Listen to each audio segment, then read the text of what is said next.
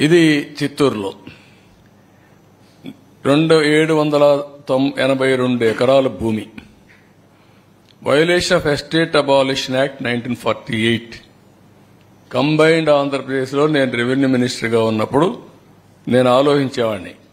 అప్పుడు అక్కడ ఒక ఏడీబీ రెడ్డి అని ఒక అతను ఉండేవాడు. సెటిల్మెంట్ ఆఫీస్ నెల్లూరులో ఒక ఆఫీస్ ఉండేది. ఆయన పని ఎవడికి భూమి కావాలో రాయిచ్చేవాడు. ఇది పని అన్నమాట. చాలా ఫేమస్ కూడా అది.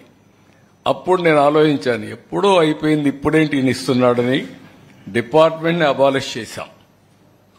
డిపార్ట్మెంట్ని అబాలిష్ చేసిన తర్వాత చట్టంలో ఉన్నా కూడా ఆ భూమి చెందవలసింది గవర్నమెంట్కి. మీకు హైదరాబాద్లో ఒకటి ఉంది, ఎవాక్యుయేషన్ ప్రాపర్టీ. ఎప్పుడో కొంతమంది కంట్రీ డివైడ్ అయినప్పుడు పాకిస్తాన్కి వెళ్ళిపోయారు. ఆ భూములు ఎవరికి రావాలి? గవర్నమెంట్కి రావాలి. కొంతమంది ఫేక్ డాక్యుమెంట్స్ తయారు చేసుకుని ఆ భూములు కొట్టేసే పరిస్థితి వస్తా వచ్చారు. నేను ముఖ్యమంత్రి అవుతానని మీరు చాలా మంది చూస్తుంటారు. అప్పుడు బన్వర్లాల్ని ఒక ఐఏఎస్ ఆఫీసర్ని పెట్టా. అతను ఎక్కడ చూసినా ఒక బోర్డు పెట్టేవాడు, this land belongs to government, any trespass will be punished severely అని. అప్పట్లో నేను ఇంకోటి పెట్టాను, ఎంఆర్ఓకి ఒక ప్రొహిబిటరీ బుక్ పెట్టి ప్రభుత్వ భూములను ఐడెంటిఫై చేసి ఆ బుక్లో రాయాలి. రాసుకున్న తర్వాత ఆయన ఎవ్రీ వీక్ ఇన్స్పెక్ట్ చేయాలి. ఇది the custodian of that lands అన్నమాట.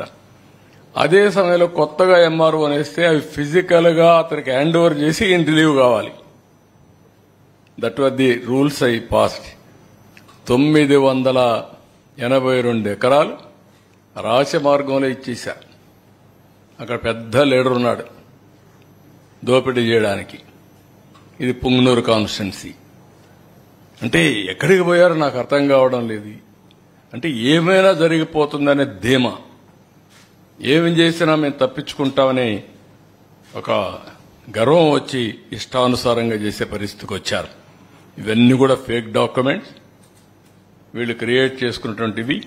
982 ఎకరాలు మొన్నే పట్టా చేసుకునే పరిస్థితికి వచ్చారు. నెక్స్ట్